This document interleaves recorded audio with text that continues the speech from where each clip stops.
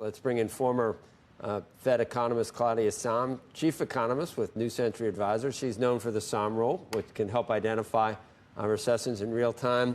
And I know exactly, it's great to have you on, Claudia, and I know exactly what you mean, that rules are meant to be not necessarily always applicable, but then I'm saying, well, then why make the rule in the first place? Because I have used your name so many times about this summer, because we basically went up enough to where it should apply. Why doesn't it this time? And simply put, if interest rates or if unemployment, if the rate goes up enough, you would expect a recession. You don't expect it this time. I don't think we're in a recession right now. Frankly, the Sahm rule has triggered. It's hit its 0.5 percentage point increase threshold that historically would happen in the early months of a recession, not a forecast, happens in the early months.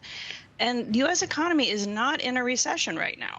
Now, the Sahm rule, using the increased unemployment rate, is picking up on a cooling, a weakening in the labor market, but that's not all that's there. We do have a still very disrupted labor market. We have a lot of labor supply coming in, new workers, whether it's immigrants or people coming off the sidelines, because we've had a great labor market. So that's a good thing, but it takes time for them to get work. And right now the hiring rate has fallen back, and so it starts showing up in unemployment, and that is a problem, but it's not a recession problem.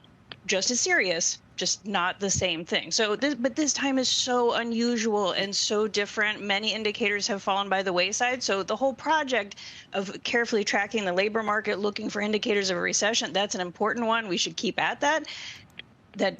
But right now we've got to be really careful with historical patterns. The inversion doesn't work. The NFL, NFC, AFC indicator doesn't work for the Super Bowl. Nothing. We can't count on anything. But your point is, normally, if it wasn't unprecedented, if we didn't have a once in 100-year pandemic and the after effects, that maybe we wouldn't be seeing the situation.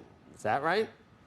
We wouldn't see the summer, I think, triggering the recession level. We've already seen enough weakening in demand for workers that say it ought to jumpstart the Fed into action.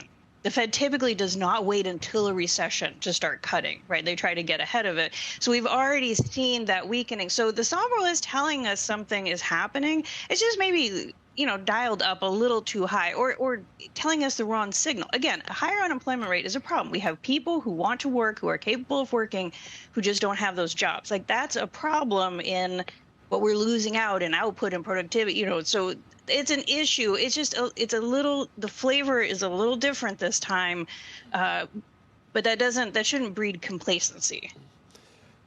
How many people right now do you think are at the right age to be working and find it just as advantageous not to be working? Is that really something that, we heard about it a lot when there were a lot of extraordinary stimulus and measures during the pandemic.